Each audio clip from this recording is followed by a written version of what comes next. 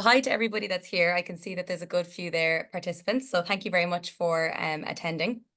My name is Orla.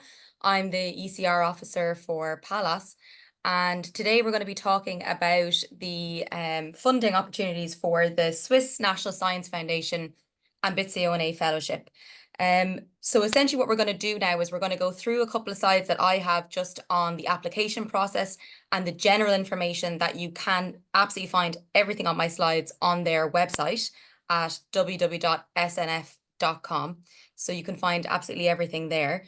And then we're going to talk to our panel of expert speakers who have been given this fellowship, and we're going to hear about their experiences.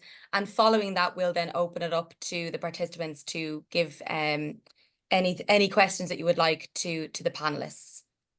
So first up, we have, firstly, you need to know is that it's an early career research grant, okay? So it's up to 4 years after your PhD. And essentially what this grant is trying to do, it's in order for you to conduct, manage, and lead an independent project at a Swiss higher education institution. The scheme supports applicants both from abroad, from almost, I think, everywhere, and from within Switzerland itself. In order to be eligible to apply, you need to hold your doctorate, so your PhD, when you are applying, up to no later of 4 years after the PhD. But it's also, I think, quite important to note there's a bit of an extra eligible status there, which is you need to have also conducted 12 months of research activities after the doctorate. Also, you should have some kind of major output, some other kind of paper independent from your PhD work with your research group or your PI at the time. So we can talk to our panelists maybe a little bit more about these slight differences in eligibility and what they had at the time. So it's all public funded institutions in Switzerland are available for you to conduct your research in. So that includes not just universities, but also other types of institutions that are higher education institutions within Switzerland. Applicants, you need to make sure that you absolutely contact the institute in which you want to conduct your research essentially as soon as possible. So as soon as you're starting to think about this kind of fellowship, please do reach out to the institute you would like to be hosted in, as you will need 2 different kinds of written letters of confirmation from those people. So one of them, I think, is a signed one and general information from the sort of the person whose sort of lab maybe you're going to or want to work with. And then the second one is a general confirmation from the Vice Rectorate for research within each institute. For the actual evaluation itself, it takes place in essentially 2 phases. You have phase 1 when you've submitted your fellowship application, and the outcome of whether or not you have got through to and been accepted of phase 1 is the end of March. And if you're selected for phase 2, those applicants then are invited to give an interview and present the project in person to a host of panelists. And it's at that point then your review would have been sent out to for a peer review process. So if you want on this fellowship, you can also hire a PhD or a postdoc. And normally, I believe it's a PhD student, and in more exceptional circumstances, it's a postdoc, but it can ultimately be done. But you must be able to demonstrate that you have the experience in order to facilitate one of those people being hired on your grant. The grant that we're talking about is the actual grant itself. So there is an Ambizione grant and then there's a project grant, which are 2 slightly differences. But this one, we're going to focus on the Ambizione grant, which is that your salary is coming from the fellowship as well as the project fund. So it's the whole thing. And it's not intended to cover the share of the salary of the applicant. I believe maybe that comes from the host institution, but again, we can sort this out with our panelist speakers to understand exactly what they mean by this.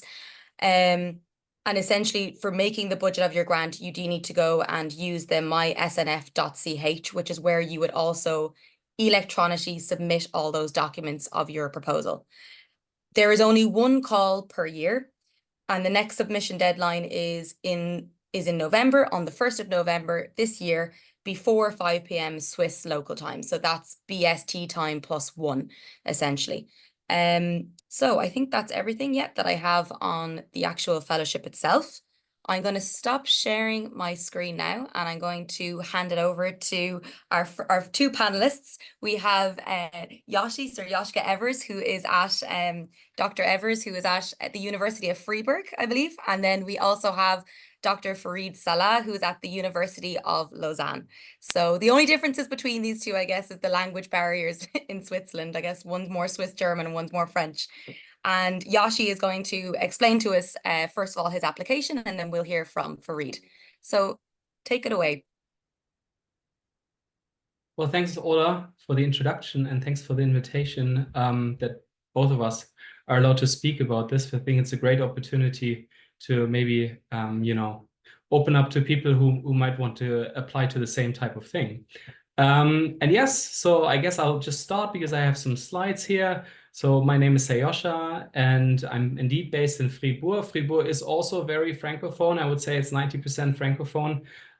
But since I'm from Germany and my professor also speaks German, we do have a bit of a German component, at least in our working group, although the general language is English, I guess. So this is kind of this title slide from the interview presentation that I gave for my Ambizione. So it's also the title of the grant proposal that I basically handed in, so macroevolutionary patterns of shape variation in turtles. And I want to give you a bit of background about sort of my person before and my sort of academic career. And this is actually another slide from that interview presentation that I gave. And so I started studying in my home country of Germany in Munich. And then I did a study year abroad at the University of Utah in the United States before going to the UK for my PhD with Roger Benson, then at the University of Oxford. I basically stayed for 4 years. And then after my PhD, which was on the early evolution of sea turtles, although I had started off working on theropod dinosaurs with Olli Rauhut before in Germany, I was kind of invited as sort of to be a postdoc on a set grant by Walter Joyce, who's kind of one of the world leading turtle experts. So that was really great sort of for me coming out of my PhD, getting this offer. And so being in Switzerland, was quite nice for various reasons that we can also talk about later, but also private reasons. And so I basically wanted to stay after my first postdoc. And so at the end of October 2020, I basically handed in my Ambizione proposal. And at that time, I was still employed during my first postdoc here. So this is another slide from my presentation, and I'm just kind of slowly going to build it up so that you see that I don't have so many items on my slide. But I basically decided to stay in Fribourg for my Ambizione, although my first postdoc had already been there. So I kind of felt like I needed to make an extra effort to justify why I should basically stay despite the academic mobility that the SNF generally wants to see in the people that they hire. And so my reasoning was kind of threefold. For one, I said that the local expertise of Walter Joyce as like a world-leading expert on turtles would be greatly beneficial to my project. But at the same time, I could basically be an independent researcher nevertheless, because Walter does basically no analytical or quantitative paleobiology and is more focused on taxonomy and systematics.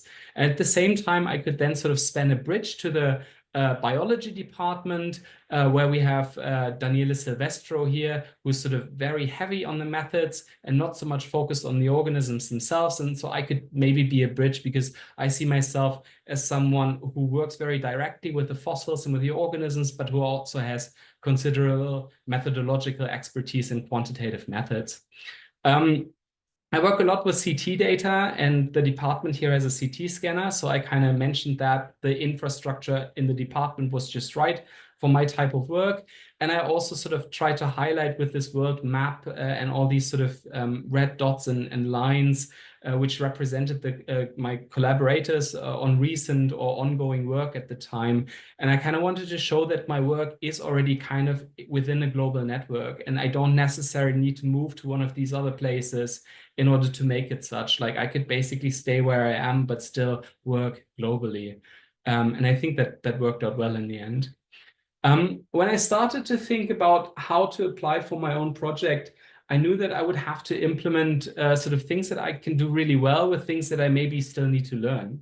And in 2020, I already had a lot of experience collecting and handling 3D and CT data and using these for anatomical descriptions and also for phylogeny. I also knew how to code in R at least a bit, and had started to use landmarking methods combined with phylogenetic comparative methods to look at the ecomorphology of the turtle inner ear, which is a paper that got published a lot later. But from this baseline, I tried to synthesize what are the pillars of my work, and I identified the 3 pillars you can see here on this slide. It's basically detailed anatomical research in order to document the shape variation of morphology, and then phylogenetic work aimed at understanding the details of the interrelationships of turtles, plus macroevolutionary studies which combine trait observations of species with phylogenetic information to research broader macroevolutionary questions. But that's kind of still left the question over what exactly are these types of questions that I want to address in a larger project that employs not only me for 4 years, but also a PhD student. And so I basically took a few steps backwards and asked myself, what are some central questions of evolutionary biology?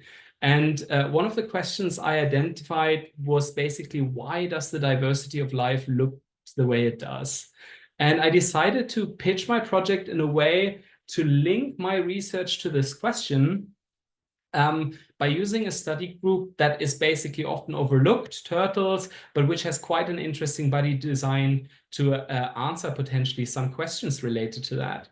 And so I designed different working packages within the sort of research proposal that formed the core of that proposal.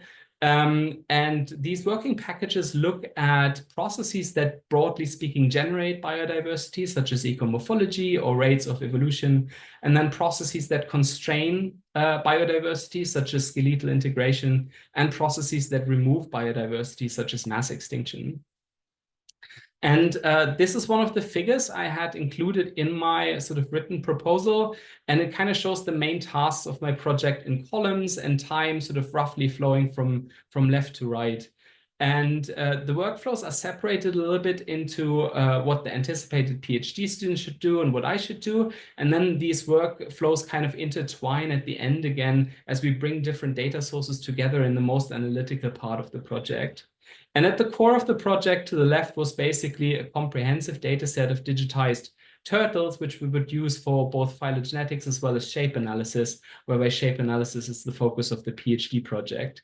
And then we would combine those with various phylogenetic comparative methods to explore diversity or disparity patterns through time, to test ecomorphological hypotheses, or to compare evolutionary rates of different body parts.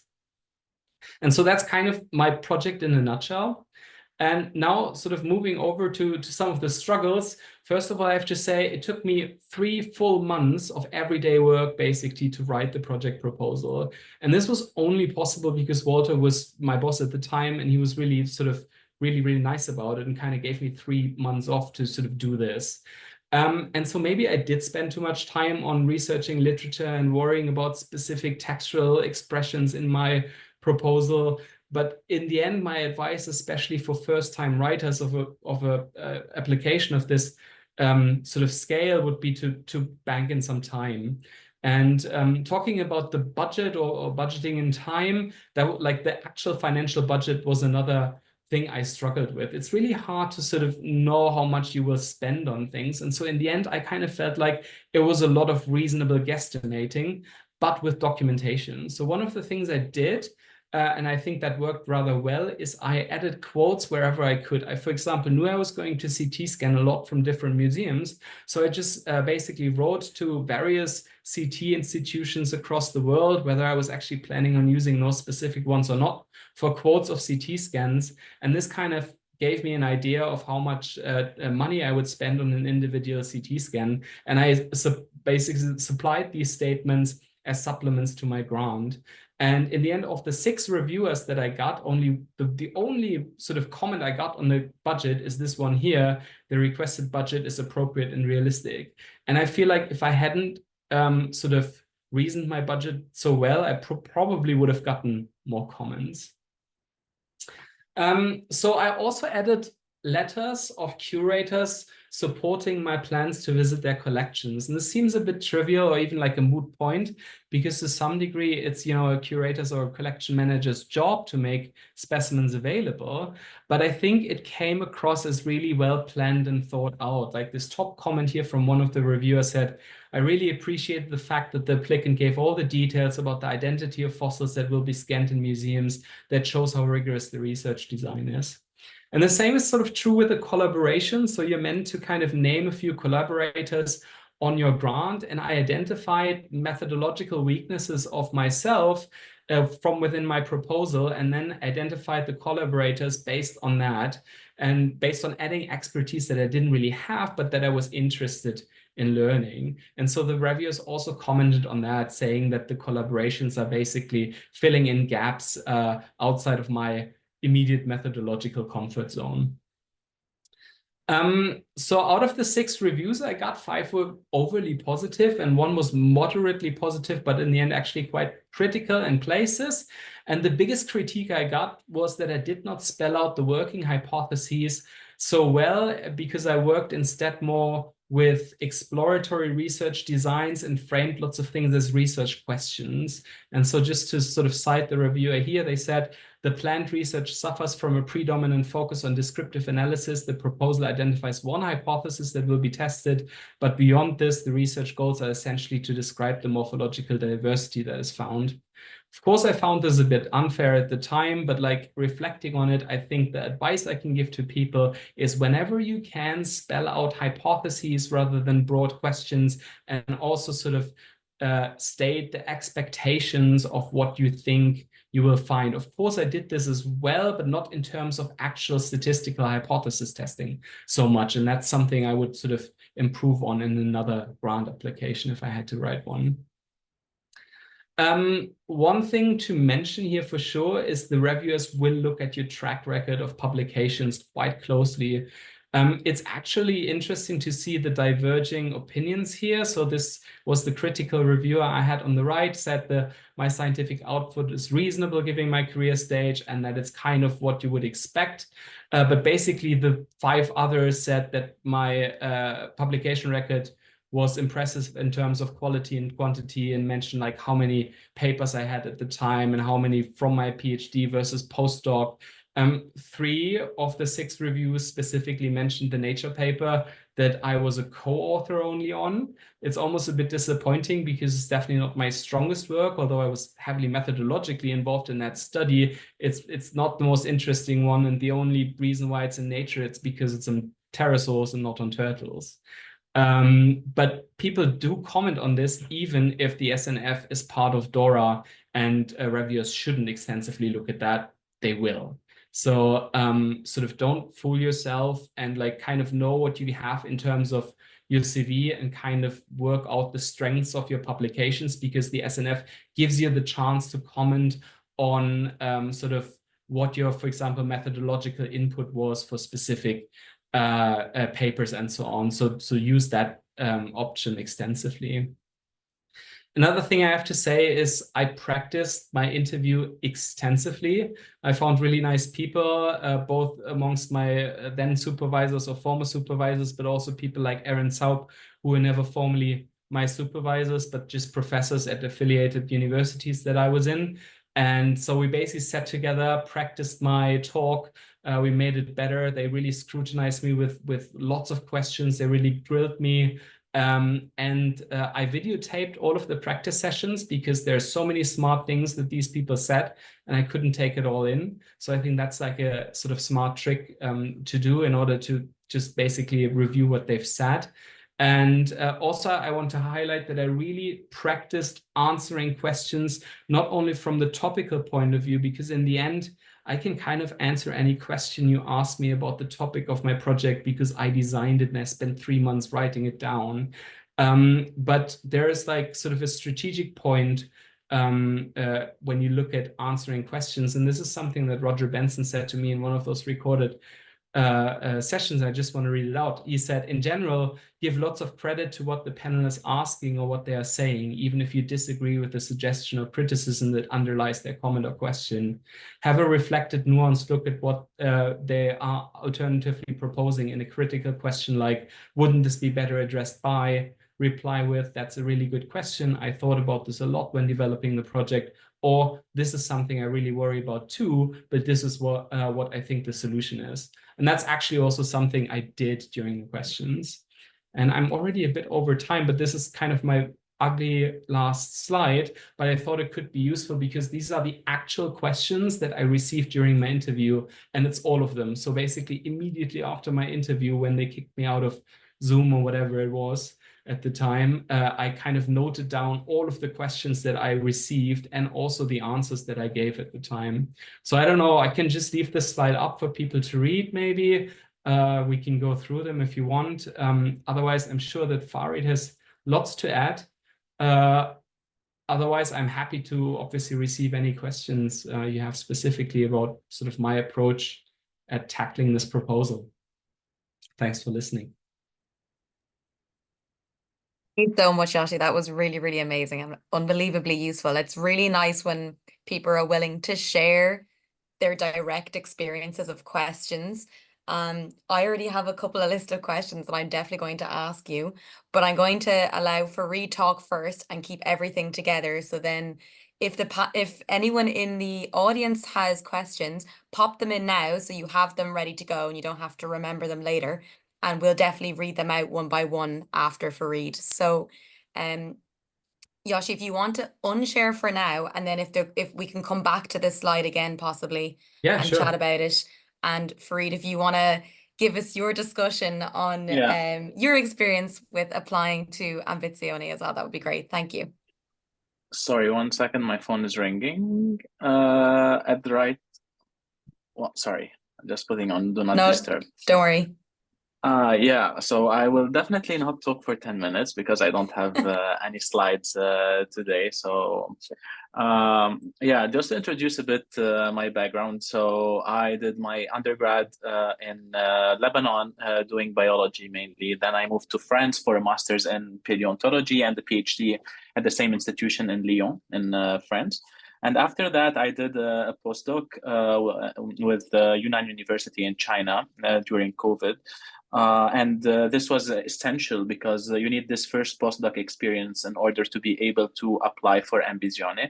So I don't think they really care about having a number of paper from your first postdoc to apply for this position. However, it is very important to have a year of experience, of postdoctorate experience, in order to apply for Ambizione, at least 1 year. So you should be between the 1 year after your PhD to 4 years after your PhD when you submit the application. Of course, it's important to keep in mind that any time that you spend without a contract can be deducted from this time. So if you have left for 1 year due to maternity leave or paternity leave, or because you were you were taking care of some family member, this time will be subtracted. So like 1 to 4 years is depending on your own experience. And actually, the SNF has a form that you can calculate your net academic age, or the real time you spent in academia after your PhD. So when I applied and I got Ambizione, I was already in Lausanne. So I also did not move away, and I think this made sense, even though the SNF really would like you to move between institutions and do some international mobility, etc. As long as you justify your place, it should be fine. So nowhere in Switzerland they had aquarium to to do decay experiments, for example.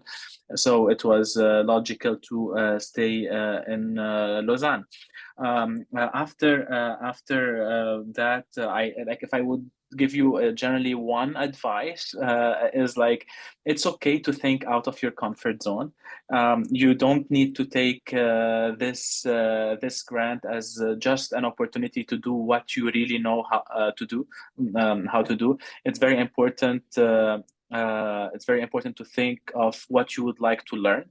So it's both an opportunity for you to do what you know, but also to grow in science. So think a bit out of the box. It doesn't have to be revolutionary all the way through, like in your proposal, I think, but just like, don't be afraid to try and say new things. Regarding the time spent to build my proposal, it was more likely 1 to 2 months full time. Yeah, like 2 months, 2 months time to build the proposal. What took a long time, however, is the collaboration letters. So this is something that we don't think of a lot, because we assume that our collaborators are there for us, but sometimes they are on the field work for months, or they are very busy, or they are sick, or etc. So like, it's better to ensure that you have all the collaboration letters like months in advance, because these will be very important, and reviewers will judge the collaboration letter and the diversity of your collaborators, and if you really need these collaborators to be on the proposal, because also something important is that you can budget money for these collaborators. In your grant proposal, so they just want to make sure that all the collaborations make sense, and you're not just adding people because you like them. Also in the review process, I got 6 reviewers. I think 2 or 3 of them were internal to the SNF. So these are, in my case, were part of the evaluating committee in mathematics, physical sciences, and earth sciences in general. So usually in paleontology, you can apply to both panels. The first one is earth sciences and mathematics and physics, and the other one is biological science, more or less. So depending on what you're doing exactly in your grant. So make sure, because I had lots of physicist and mathematician, some reviewers and my grant included lots of statistics and probabilities. I got like some reviewers understood really the math and the grant, but did not really understand the big picture. So you really need to write your grant as if you're targeting an undergraduate student, because many mathematicians know geoscience just because they heard about it during their undergraduate studies at universities. So ensure that you write for a wide audience. This is very, very important. I also got 5 positive reviews in general, and 1 super critical. I think, and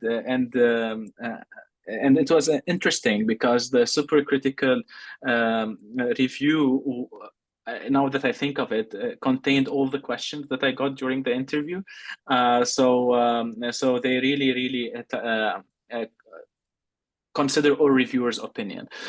So this is also very, very important when it comes to SNF. I think also a new element that started with the SNF is that now they have their own CV format, which is less dependent on the number of publications on the journals that you publish in, etc. So when I submitted my grant, I did not have any paper in a big journal.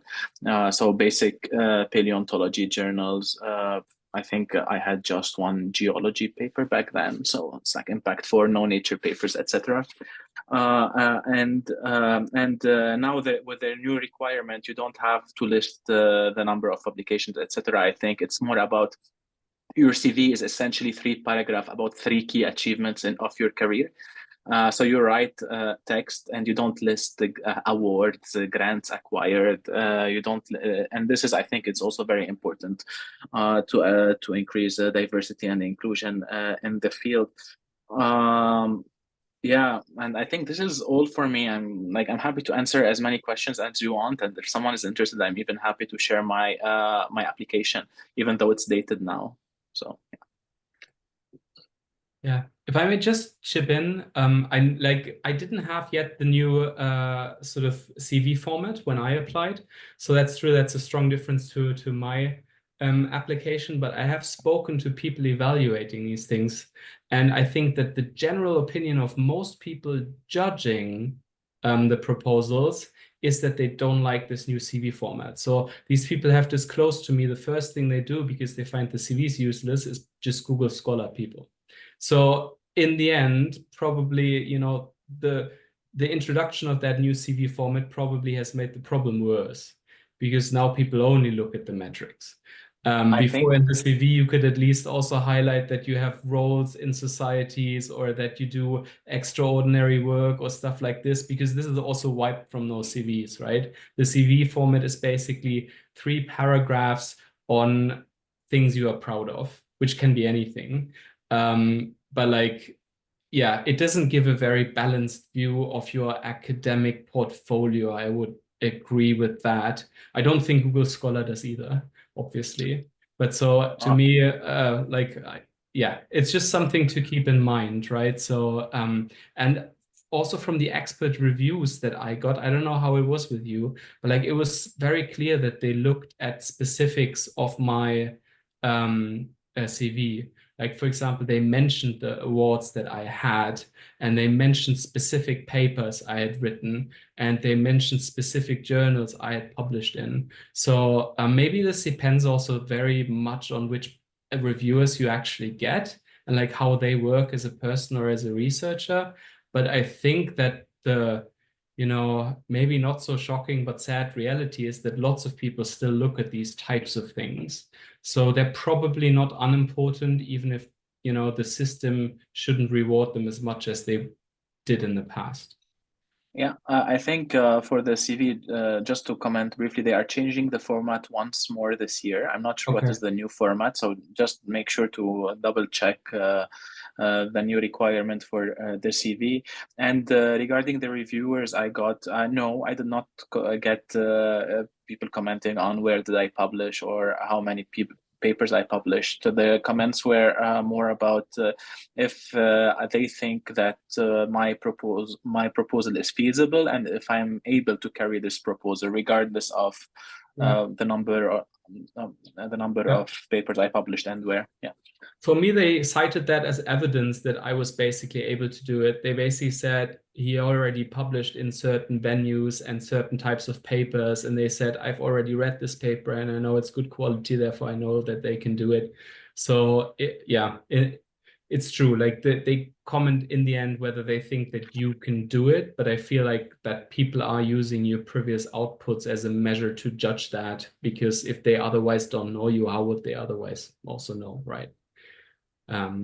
So yes, sorry, I want to, no, it's fine. Firstly, sorry, Fareed, thank you so much for that. I really appreciate you outlining yours as well, because there is probably slight difference as well, because you did apply in different years, right? And regarding some of the slight rule changes, they do seem to be every year slightly changing exactly what they're doing. I know that on the website at the moment, one of the things they have highlighted, possibly Fareed, maybe you had this, but Yoshi, maybe you might still have had to do it at that point, was you had to write a career plan at some point, and they're saying now that that's no longer something that you have to do. So I still had to do that. Yeah, so even things like that, they've taken it and they've tried to make it, I think, fair that at this point, yes, it's essential to know your career plan, but is it essential for the project to know the you know, what that person's thinking future? I don't know, when it's an early career research grant, right? You know, maybe they don't know yet. So I the think whole point overall of they're getting the trying to grant is make to it a lot kickstart the fairer. career. Pardon? I think they are trying to make it overall a lot fairer. Yeah. By, for example, getting rid of some of those types of more Exactly. weighted Yeah. things. I was quite happy to see things like that being removed from it, because of the fact it's an ECR grant. I think you need to get people the opportunity to apply, to make it as simple and as straightforward as possible. If it's your first grant, a lot of the research, you know, of course, both of you would have had to do research for it at least a year before applying, but that doesn't necessarily mean that would have been your own grant at that point, you know. And I think it's nice that they allow people to exercise being the first at everything. And, you know, the career plan definitely should come into the more mid-career stage grants, I think. And the net Something that academic age, sorry. exactly, sorry, yes, exactly. I In think terms that's of a great academic age. innovation that they've Yeah. done already sort of at the time when I was there. So my previous postdoc had been 80%. And so basically that reduced my net academic age from my gross academic age, or which would just be the time measured from the PhD, right? Because if you only work 4 days a week, you get less done. So exactly. yeah. One of the main questions I had, I can see that someone in the chat has their hand up, but if they could put their question into the Q&A, that would be very useful. If they wouldn't mind, if they do have if their hand's up for a question.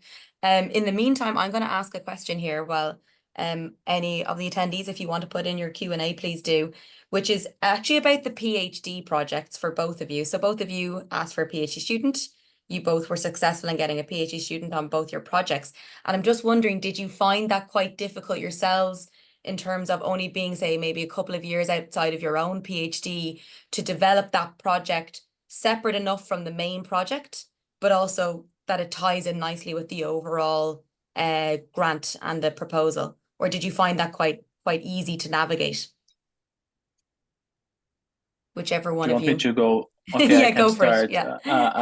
Back then when I wrote the proposal, I think I wouldn't have done it the same way if I'm writing it now, because back then I put a PhD student on completely new experimental stuff that I haven't done before. And I got lots of questions on that during my interview because I had absolutely no proven skill, let's say, on supervising or leading these sort of experiments back when I defended my Ambizione proposal. So I would say when you are suggesting the project for the PhD, choose it complementary to what you want to do, but don't choose it completely exotic from what you know doing. Because I can safely say that probably from the 10 questions I got after my interview, I got at least 4 or 5 on the PhD supervision. Yoshi, what about you? Yeah, I feel like I didn't find it so difficult at the time to design the parts of the PhD project. And I probably also gave them in my head work that I was more familiar with than some of the other stuff of the proposals. Kind of did it the opposite way. Like I kind of gave me the new experimental stuff that I hadn't had experience with before, and kind of said that I can learn these things while supervising the PhD student and things that are new for them but not new for me. So I think that worked relatively well, if just from what Farid just said, because I received relatively few questions on the PhD student during the interview, and I kind of feel like they probably give you more questions if they have more concern or whatever. Yeah. So that worked fine. Like I guess it's more difficult to actually then navigate the PhD student once they're there, because designing work for someone and then actually sort of supervising someone at a young age, that's tricky. And I think I myself I was only the second or so PhD student of my supervisor. And so I think there are benefits, but also lots of sort of pitfalls from being one of the first PhD students of a specific supervisor, because they're still learning. Like yes, it's a learning curve together. Yeah, exactly. Absolutely. And I think what makes the difference is, and it's nice to hear that, I mean, both of you basically tackled the idea of coming up with that PhD project, and you had nice clear outlines of what you wanted those students to do, right?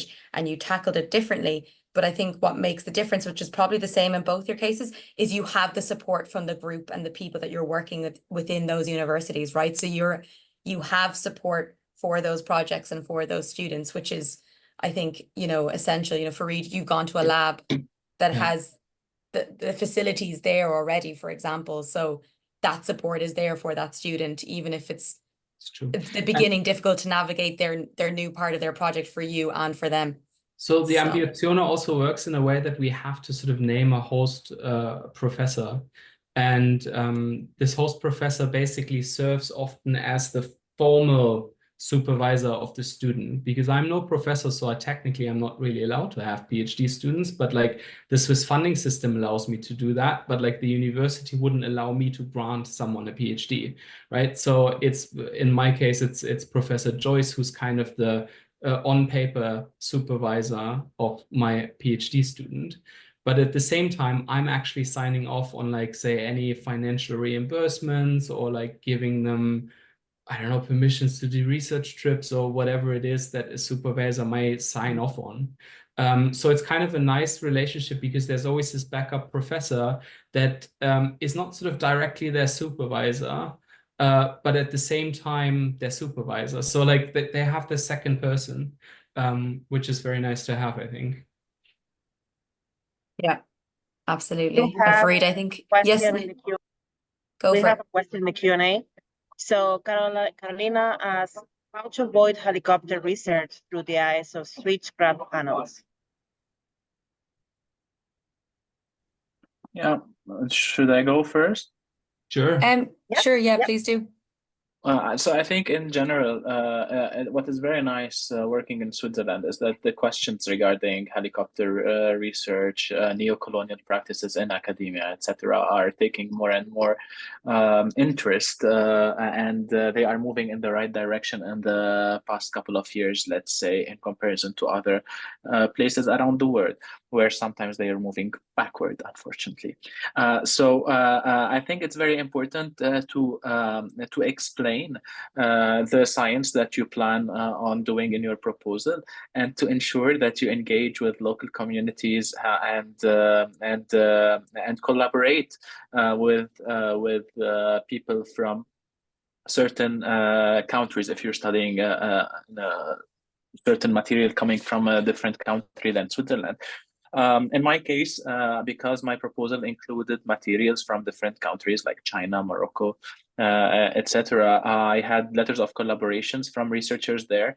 I had also mentioned in my grant, I don't know in which, I think in my cover letter, not in the research proposal precisely, that I'm planning to supervise students from these countries. I'm planning to do outreach activities, and I had also collaboration letters from researchers there. So I think this is a way to show that you're also doing science ethically. For now, there's no requirement, no exact requirement on how to do it. But because in Switzerland the topic is taking more and more importance, it's all the time very, very important to clarify all these aspects. I think the SNSF has also a couple of extra, for example, funding opportunities to specifically engage with these types of topics. So you can apply, for example, once you have an Ambizione, for scientific exchange grants that allow you to do these types of things. We recently applied for one successfully, actually just for a conference. And so what that helped us do is basically pay for the accommodation and flights of the invited speakers, which then freed up other money we had, so we could make the prices for the conferences really reasonable for a Swiss conference. So those are sort of actions that they are tackling. But like, I think in terms of helicopter science specifically, they have probably less strong measures than on some other aspects. For example, they've recently imposed a ban on publishing in special issues. And the reason is that, like, predatory journals, like lots of MDPI journals or whatever, have this inflation of special volumes where you quickly get invited to write a quick paper for, you know, actually a reasonably low APC fee, but like, because they get so many papers through that, it's kind of a predatory publishing model. And so the SNSF is really active in terms of these things. Also, they're very ethical when it comes to open data. So like, we need to write data management plans. We need to publish all of our data sets, like no questions asked. We can only publish in open access journals. And the Swiss universities have this sort of, well, aggregation or whatever that is really sort of relatively tough in terms of dealing with publishers. So they try to get read and publish agreements with various publishers, so that Swiss researchers can publish in various open access journals. But there was a time where they basically weren't willing to pay some of the excessive fees that some of these publishers were asking, which for us researchers was actually a bit problematic, because there was a time where I could basically only publish in PeerJ or the Swiss Journal of Paleontology, because there was no other basically journal that otherwise fulfilled the really strict open access rules that the SNSF imposes on us. Right now, the situation is a lot easier, and I can publish in a higher diversity of journals. But that's something just to know about the Swiss system. Yeah, I would also say that these regulations regarding publishing keep changing. So I think, I don't know in Fribourg, but in Lausanne at the moment, we cannot publish in Elsevier. The renewal did not happen this year, and probably Wiley will follow, which is sometimes very hard to find a journal where you publish in. So often it's Springer, so a Swiss Journal of Paleontology, PeerJ +1 are the places to go. So also, if you're really taking Ambizione and thinking that you're going to just publish in all these high-profile journals, you might be constrained by some of the publication rules that keep changing with time.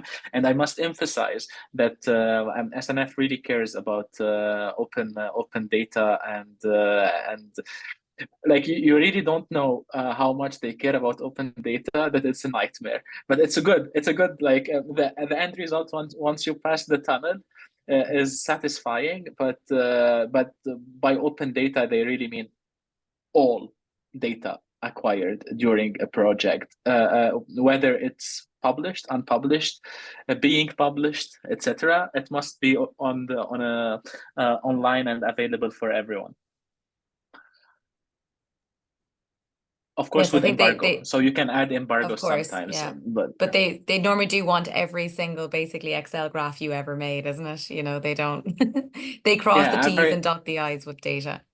So we're preparing so to avoid because I'm just finishing the first year of my Ambizione now, and to avoid having to deal with it all at the end, we're just following the requirements step by step. So in the DK experiment, that would mean like every photograph taken of every sample every day, etc. Even though you don't use most of these photographs for publication, etc. But the data should be there and available.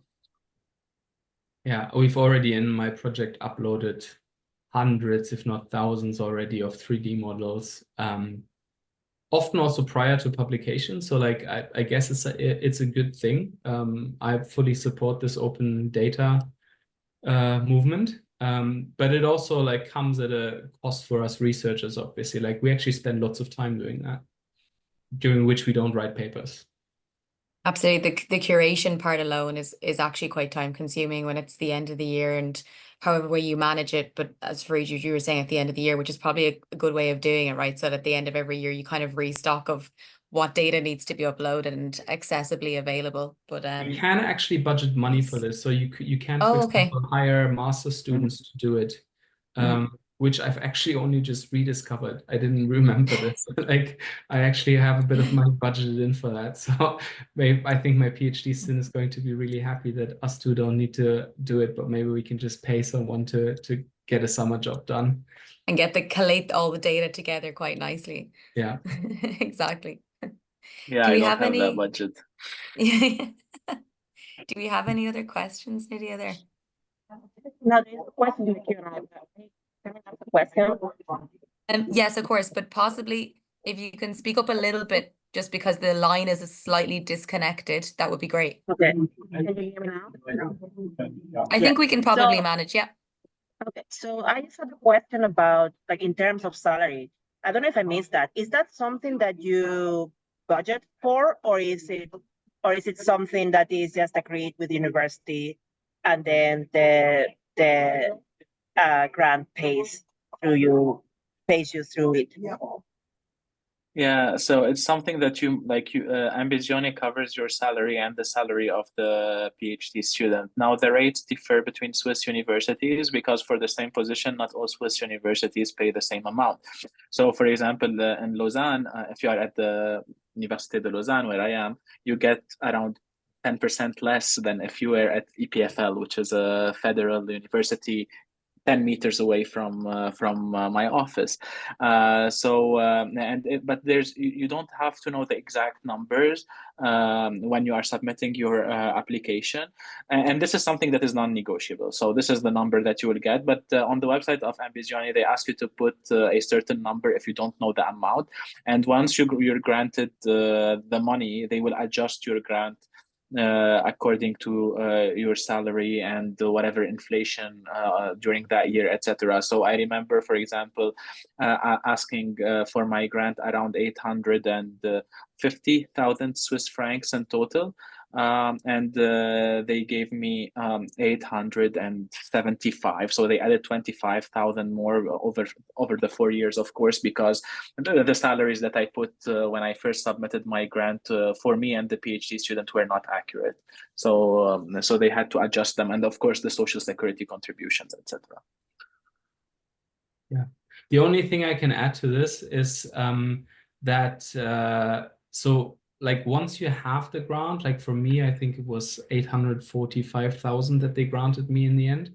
So this number is then set in stone. Like, for example, we got a inflation adjustment of our salary last year that was about 3%, which means that now suddenly the salary costs of my grant are higher. But that doesn't mean that my grant is increasing. So it basically means that the research part of the grant becomes lower over time as salaries are adjusted. So usually that's not a problem because the research budget is fairly generous, but like if you're really sort of budgeting everything down to the cent, then it could become a problem towards the end. So you just like, that's just something to be aware of once you have the grant. Yeah. Yeah, I would say you should add at least 5,000 more than what you expect for a certain year. So like you should add at the end of your proposal, like find a way to add like 20K probably or something, because these things happen. And then you can see your research money cut through. So it's better to over budget within reason than under budget or budget exactly the amount you need. Yeah, definitely. These are important parts as well, especially with, I think, you know, globally anyway, at the moment, anyone who's basically on a grant, right? If you, as you said, I'm happy to hear that, you know, they've adjusted slightly your salary, but the grant money you got at the beginning is the set amount. Okay. So it's going to go less of a way straight away. So it's always good to have that bit of buffer at the end. And hopefully it's a reasonable amount, as you said, Fareed, that they will actually grant that as well, so that it's set, but at least you set for a buffer of future problems down the road, sort of thing. Maybe something, sorry.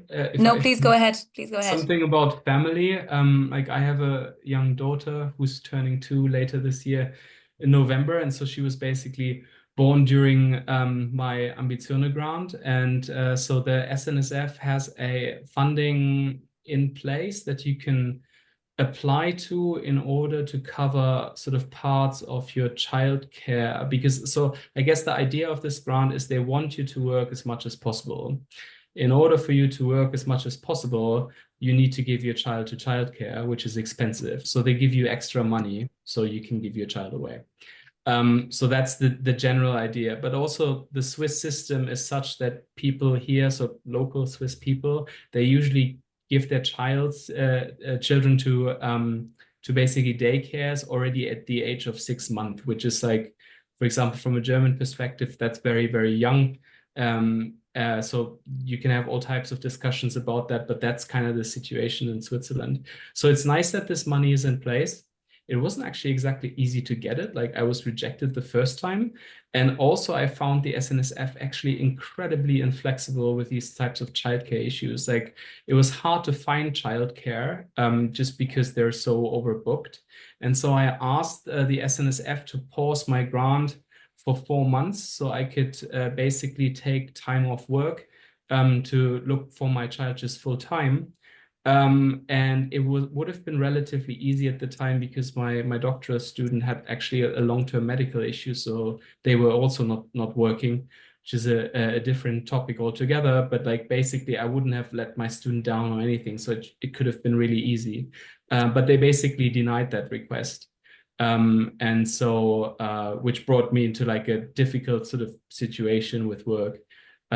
So the SNF on one side is very modern and has these types of instruments, but at the same time, they're very strictly following rules and guidelines without sort of adding a lot of sort of flexibility for the individual human. So that's also something to keep in mind when you write the grants in general. Like when they say something, they mean it. Like, you know, if they ask you to not sort of fiddle with the font size, don't fiddle with the font size. So it's very Swiss. It does sound quite in the cultural nature of Switzerland to stick by the rules. I mean, the idea is essentially that you have this grant. There is some quite flexible things in there for sure. You know, you can, for example, as far as I read, you can obviously be part-time with this grant. I think you just have to kind of explain why you need to be part-time, but it is an option as long as you explain it to them.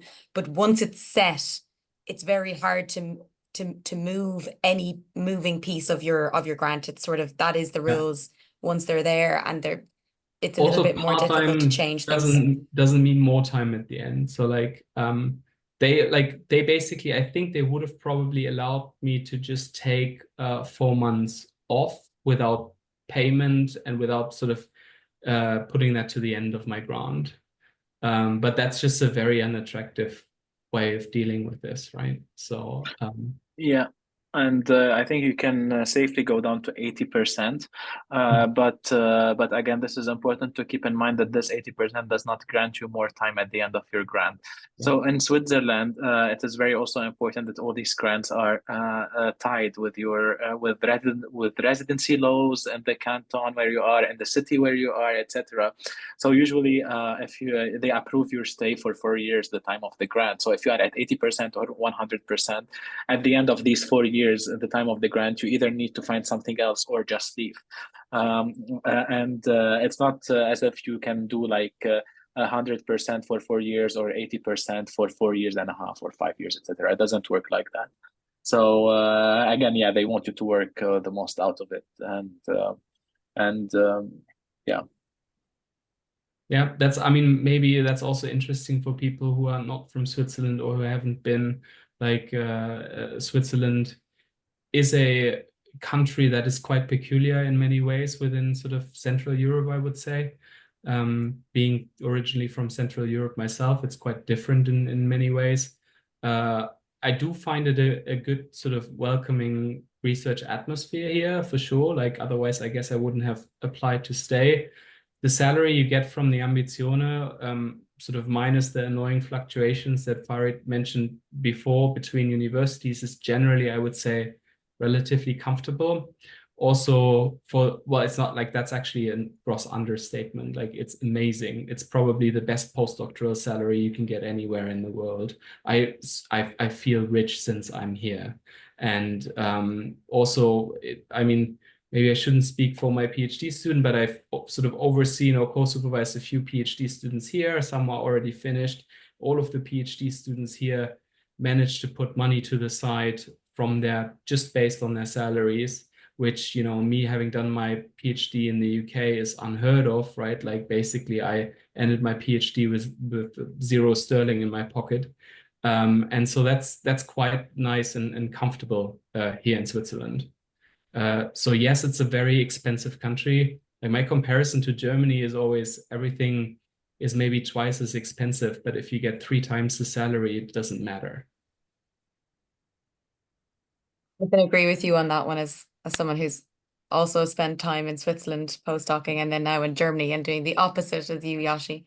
But it is expensive. It is absolutely an expensive country to live in, but the salaries are very good with these kind of grants, and they are more on the generous side for sure. And as a PhD student, if there's even master students or other PhDs that are here in attendance, and you know people who are looking for PhDs, these are definitely PhDs to be applying to, because they really take care of you in a way that other PhD programs don't.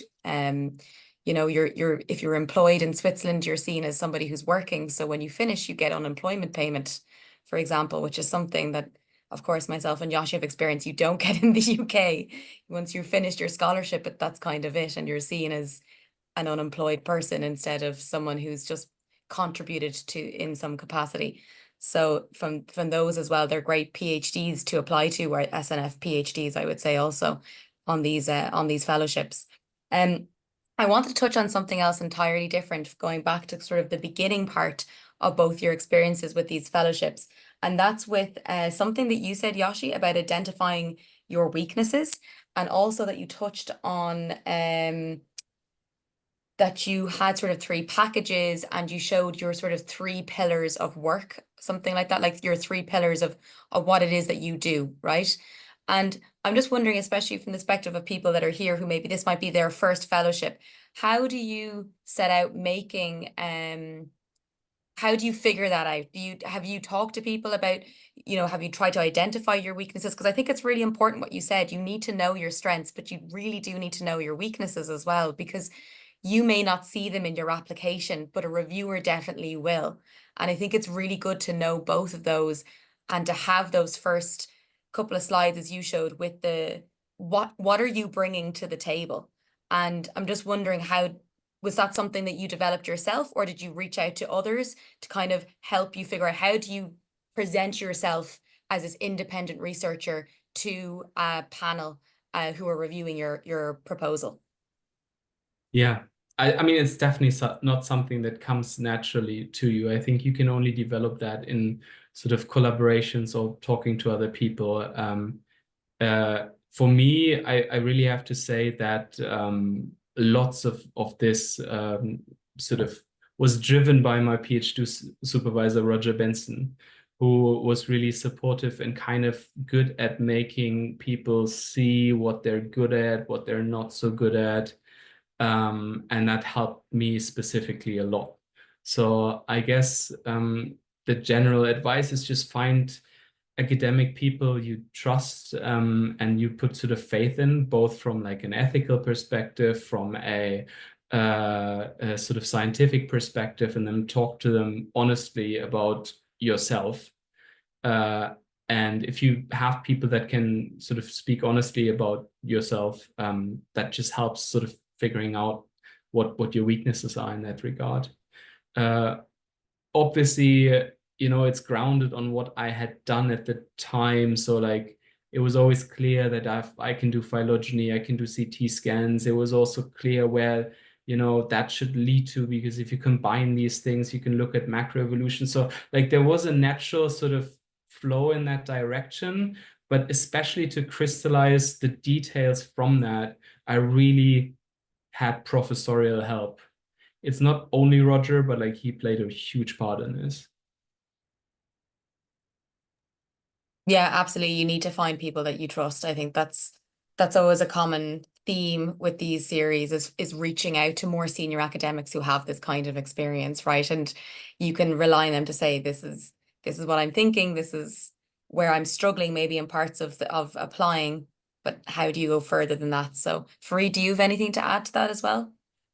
Sorry, I raised my hand by mistake, but I That's would okay. emphasize that that communication is key. Yeah. For anything, like with the senior people, sure, but also with sometimes your friends at a bar, having a beer, you can chat and ask their opinion, because it's all the time very important to have this broad perspective, and sometimes like I really think also that junior scientists tend to have a spark that more senior researchers don't. So it's important to find the right balance, and with communication, you can do really everything. And don't be afraid. Like the key element is not to fear judgment. So you should not fear that you will be judged because you have a stupid idea or something. Like I think the most important ideas, like, well, if I think of the project that I'm most proud of, I'm sure back then I thought they were stupid ideas, So just the right motivation with talking with senior people, more junior people, having this communication channel open. This is the most important element to have a solid proposal. Yeah. Lots of this happened during Corona for me as well. So I see, for example, David Hoffa is one of the people here. Like we had very frequent coffee meetings during which we bounced ideas or thoughts or just feelings. And so, yes, everything Farid said, basically. Yeah, reaching out to your network is key at all levels and stages about how you're thinking about these ideas and formulating them, and also reaching out to even other, I think, peers within that lab group or within the department maybe. So, a lot of people that are here may not have been in Switzerland, right? So it's also being brave enough just to reach out to somebody within that lab group. It doesn't necessarily have to be the person in charge to begin with if you're maybe a bit nervous about reaching out to that person first, right? It can just be another postdoc, it can be another PhD student, and kind of gauge what that lab is like, what the facilities are like, what's it like living there, so that you can decide based on those things as well. I think The that grant offices. Like, absolutely. I think Yeah. most of the universities in Switzerland have grant offices, and the one in Fribourg was quite helpful at sort of they even looked at my proposal. Like there's a possibility within this sort of website that the SNF entertains for proposals to sort of add additional people to review your proposal that are not sort of part of the proposal. And so you can kind of add the grant office of the universities, and then they have a look and they will tell you like, oh, your data management plan isn't quite up to what people usually submit or stuff like that. And then you can schedule a Zoom meeting with them and say like, what do you mean by that? And then they give you actual advice. So that was quite helpful. That's something I forgot to mention earlier. That's great. Yeah, that's good to know. This does not exist everywhere. It does not exist in Lausanne. Okay, so it's just Freiburg, but I guess it depends on where you are. But it's good to find out, right? We just don't know. But I think they're implementing something similar where you like maybe that now we do have, because I heard talks last year that they are thinking of it, but so far at the University of Lausanne, it doesn't exist, and this is probably why we have the least success at Ambizione in Switzerland. That's great. I won't keep you both too much longer. I just have kind of maybe two more short questions to ask you both, unless you have a burning question, or anyone who is here in attendance. Which was there anything along your application process, and both in doing these fellowships, Farid, you being in it for a year, Yoshi for what, 3 years now at this point? Yes. 2 or 3 years, I guess. So Don't maybe you say. have a bit more nuance to it towards the end part of it. Was there anything that crept up along the way that was surprisingly difficult for you? Something that you weren't expecting to be difficult, or did it relatively go sort of as planned?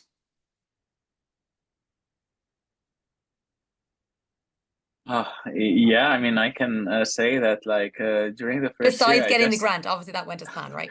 yeah. I just it's funny and makes me laugh. I just think that I might have been overly optimistic about the problems that you might face during for a grant. For instance, to be completely honest, like when I wrote my proposal, I thought that like I would be working like a machine, and the PhD student will be working like a machine doing puff puff puff puff, this thing after that thing, and this year, like I got sick for like 4 months where I did not work at all. The PhD student got sick. We had lots of problems. So like if I really see the Gantt chart I put in my grant application and where I should be in after 1 year, now that it passed, like we are way behind, but I think no one really cares about this at the moment. So I just think the problem is that sometimes when we want to be like when we write these proposals, we want to be overly optimistic and we forget the reality of life, and this is shocking. But like we learn it the hard way, I guess. Yeah, definitely an unexpected challenge, but I hope that both of you are on the mend. Yoshi, what about you? Is there anything sort of unexpectedly challenging for you? Yeah, I mean, like, to be honest, like very little went as planned. I mean, sort of within the first 12 months of the project, my PhD student also fell ill and was then basically away for 11 months, which in a 4-year project is quite hard to compensate for, especially because lots of research trips were going to get done during that time and so on and so on. So I had to heavily modify everything we were set to do while sort of staying in that general framework. I also had to battle the university to keep the PhD student on, like, because after 12 months, there's like sort of an automatic rule that as foreigners, like my PhD student is not Swiss, they basically get kicked out because they at that time hadn't worked for long enough in Switzerland to basically get sick leave for that amount of time. The amount of sick leave you kind of are allowed is dependent on how long you've already stayed in the country or worked in the country. And so there was lots of bureaucratic things there, because obviously I didn't want to, lose my PhD student or have my PhD student lose their PhD. At the same time, scientifically, it was very difficult to get anything done related to the project. So we're kind of massively underperforming in that sense. But, the good thing is the health of my PhD student recovered. They're back. We're well-spirited. We're doing things now at a later point in time. We're getting less done, but that's sometimes life. So I just kind of keep all my fingers crossed that this doesn't have too many negative impacts on my or their future careers. At the same time, I had a baby, and I told you that basically we had no capacity of childcare. So, and I'm not sure if I'm allowed to say these things in a taped session, but what are you going to do in the end? Are you going to go to work, or are you going to watch your child? If you have to make that decision, I probably don't need to spell it out. So there were times where I worked a lot less than I was obliged to by my contract. Let's put it this way. So yeah, it's like, a massive clusterfuck to some degree, but like considering all these things, it's actually going relatively well. So sounds like you've dealt with these challenges pretty well, considering how exceptional these challenges are. They're not, by no means small. They're and both of them come first at the end of the day. And yeah, I'm laughing to myself thinking that Swiss having these rules about being sick, as if anyone can control being that sick depending on how long they've been in the country. It's just, it goes back to the cultural thing there a little bit. It's quite funny that those kind of rules exist, but I'm happy that both of you are also doing better as well. From the sounds of it, both of you are doing great, considering all the challenges that you've had to face that were entirely unexpected on the journey. Normally, the last question I always ask is simply just, what is the one piece of advice that you would like to give your past self or the future people here when applying to this grant? Is there something that you really felt that maybe you would love to sort of reiterate that point of any particular kind to the people that are here for applying for this specific fellowship?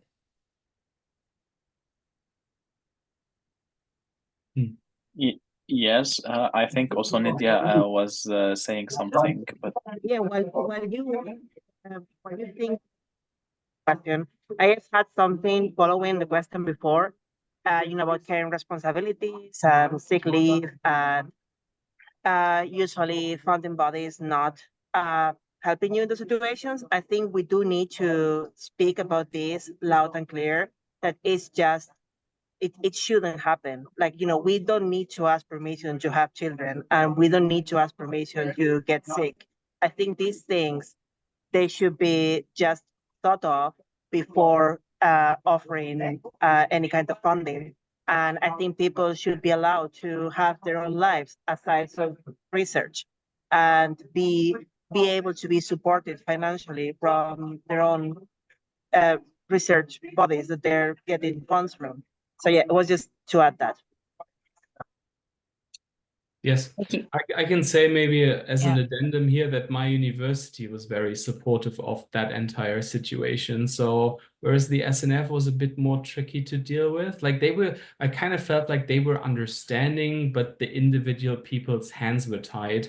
Whereas in the university, I often spoke to people who could actually make decisions for themselves.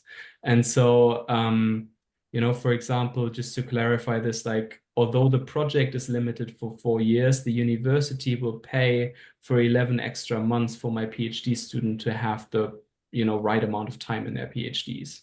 I won't be employed anymore, but like, you know, my PhD student will basically get that time in addition. And this is where the second supervisor comes in very handy. And obviously I also won't be off the face of the world just because I'm not paid anymore. But like, that's the situation. So, you know, you can circumvent these things, but you really need to work for them as a PI. You need to kind of put effort to almost like protect your PhD student a bit. But I feel like that's probably just part of PIing, right? So that's how it should work. Well, I mean, the system should also be supportive, but. Great that they moved in and they actually, the university then sort of protected the student from what would have been a very unfortunate and unfair situation to find themselves in. So that last piece of advice, oh, sorry, Farid, did you No. Okay. No, please go ahead. So I think like coming back, like in the end, you know, lots of research projects don't get funded, although they probably are, you know, good ideas. So in the end, you need to convince 6 people who are sort of the written reviewers or whatever, and the 20 or so professors who sit in the interview panel that you have. Those 20 people are basically non-experts. And of the 6 reviewers, at least some of them will be experts, but some of them may also be slightly away from your topic. So I guess design or like write your research design in a way that is accessible to a good level to many people, but at the same time, don't be shy of like filling in, for example, methodological details, because you also don't want people to say, you know, they don't really know what they're talking about because they're not citing the right type of literature or something like that. So just you need to find that balance, and that's really difficult. And for this, it often helps to zoom out, like what is the context of the thing you want to do. And I think as sort of paleobiologists, our context is probably most often evolution. So, you know, think about like the evolutionary framework of your research and what that adds to the larger picture of evolutionary biology. And this is probably good help to sort of, you know, nail down the questions. A really solid piece of advice. Thank you for that one. Farid, what would you like to add to that? Yeah, I think what's very, very important is to reach out to people. Different people will give you different advice at different career stages. Don't think just because you showed your research to 3 very senior PIs that you're great. Sometimes PIs also forget things, and you need a fresh perspective. So don't work in your corner and just submit your application. Reach out to people before, people in Switzerland where you are applying, but also your network of collaborators, senior, junior people that you know. All this sort of feedback is essential in order to please the evaluating committee that is very, very broad and diverse. And also reach out to us. So if you have any questions or if you need any help, we are here to help. So I'm saying this for one more time. I'm very happy to share the application material of my grant if you want it. So just write me an email and I will send it to you. And just to finish, I know it's not the topic here, but also in Switzerland, there are lots of postdoc opportunities that you can apply for other than the Ambizione. So especially if you are from the Global South, there is the Swiss Excellence Scholarship for either PhDs or postdoc position. So if you're not from Europe, usually this scheme is available for certain European countries every year, but it changes every year. Consider applying for the Swiss Government Excellence Scholarships, because these are great ways to come to Switzerland for 1 year, sometimes a bit more, depending on your country, and do some research in Switzerland. They are competitive. But you do the entire application in your home country and you don't have to pass an interview. And it's quite short application. So please consider these as well. And I'm very happy to help in these as well. I'm also thank happy you so much my for application, by the way. Thank you. I really appreciate both of you giving your time to that. I can probably liaise with that as well if people want to look up the ERC officer at palas.org, I think is my email address, and I can liaise with both Yoshi and Free to make sure that, you know, those emails are sent out. Or I'm sure you can Google both of these people here and you will definitely find their contact details as well. So As I said, Farid is in the University of Lausanne, so you can look up his name there, and Yoshi is in the University of Freiburg as well. So they're both available to you. Thank you both again for that piece of advice. I think it's funny because they're both in the same context. It's just reaching out to a wide group of people, being aware that a wide group of people are also reviewing the grant and the manuscript. So making sure that we don't stay in those bubbles of our own field and thinking that we have a great established grant in our own field and then not reaching out, because at the end of the day, it's about science communication. If you can't communicate your idea that well, it will fall on deaf ears to people who don't understand your field. So I think that's a really important key sort of take home point. Also, something else that's available to everybody here is if you are a PALAS member, if you're a student, it's only £20, is we have the mentorship scheme. And through the mentorship scheme, there is definitely academics there who are also even based in Switzerland as well, if you wanted to reach out to them. But essentially, you can ask them for advice. You can either have phone calls or online meetings with those people to talk through maybe going for a particular kind of grant, like one here in Switzerland or elsewhere. And that's available to you through the mentorship scheme. So it's not just there for other sort of PhD related, it's also for postdocs too. So please bear that in mind. And if you want any more information on anything about what we talked about today, I would encourage everybody to go to the snf.com website, because they do have a lot of really good guidelines and PDF documents with details. And of course, you now know 2 people that you can reach out to if you are seriously considering applying to this fellowship, or as Farid said, there's one particularly for the Global South, the Excellence. No, What's it Swiss called? Government Excellence Scholarship. Swiss government. Okay, great. Yeah. Thank you so much So for it's letting us know it's about not by the SNF. It's not by the SNF. It's by the Swiss government. It's actually by the Swiss government. Okay, great. So there's another option for people that are here, or spread the word to other people that you know who might be interested. So with that, I will bid you all a good evening, and thank you so much again to my panel speakers and my co-host Nydia. So everyone have a nice evening, and I'll see you next time. Okay, bye. Ciao. Thank you.